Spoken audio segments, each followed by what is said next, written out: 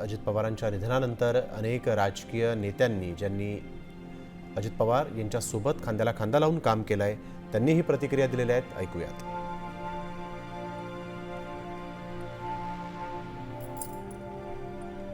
तर आपण बघतोय यावेळेस अजित पवार यांच्या पार्थिवावर पुष्पचक्र अर्पण करून अमित शहा यांनी देखील अजितदादांना श्रद्धांजली वाहिलेली आहे. काल अमित शहा अजित पवारांच्या निधनानंतर व्यथित झालेले होते. आज ते या अंत्यविधीच्या कार्यक्रमाला उपस्थित राहतील असं सांगण्यात आलं होतं.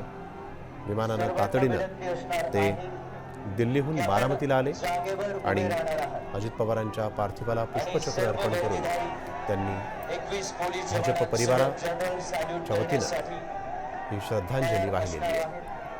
अजित पवार यांचे गल्लीपासून ते दिल्लीपर्यंत सलोख्याचे संबंध राहिले.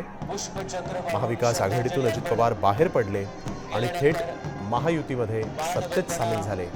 त्यावेळेस अजित पवार यांचे अमित शहा आणि पंतप्रधान नरेंद्र मोदी यांच्यासोबत सलोख्याचे संबंध राहिलेले आहेत. आज अजित पवारांच्या निधनानंतर अर्थातच हा एक मोठा धक्का NDA सरकारला देखील आणि महायुतीला देखील. सर्वांना विनंती आहे. तर अजित पवार यांच्या निधनानंतर अनेक राजकीय पुढाऱ्यांनी काय प्रतिक्रिया दिल्या आहेत, ऐकूयात. ही दुर्दैवी घटना घडली. म्हणजे कधी एक्सपेक्ट केलेलं नव्हतं की एवढ्या लवकर अजित पवारांचा मृत्यू होईल. मला वाटतं की अजित पवारांनी जे महाराष्ट्रामध्ये राजकारण केलं ते अनेक वर्ष लोकांच्या लक्षामध्ये राहील. महाराष्ट्रातल्या सगळ्या जिल्ह्यांची माहिती असणारे, तिथल्या समस्या, तिथल्या असणाऱ्या संधी या अनुषंगानं एक महाराष्ट्राचा चालता बोलता एक ज्ञानकोश हा अजितदादांच्या माध्यमातून गेले आहे. एक उत्कृष्ट प्रशासक कसा असावा, मोठ्या मनाचा माणूस कसा असावा, ही एकंदरीत अजितदादांची एक ओळख आहे. To the people, by the people, for the people आपण म्हणत असताना प्रशासन हे वरचढ ऊर पाहत आहे आणि शासनाची भूमिका करत नसताना बघायला मिळते. यातून नागरिक शास्त्राचं देखील एक फार मोठं एक दिशादर्शक अशा स्वरूपाचं अजितदादांचं व्यक्तिमत्व होतं. त्यांच्या जाण्याने कधी भरून न निघणारं नुकसान महाराष्ट्राचं झालं आहे.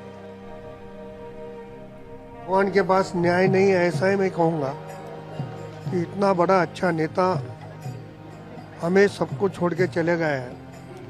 और एक याद मैं बताता हूँ कि कल के 25 तारीख में नांदेड़ में जो हिंद का चादर प्रोग्राम हुआ, सारा दिन उनके साथ रहने का मुझे सहयोग मिला.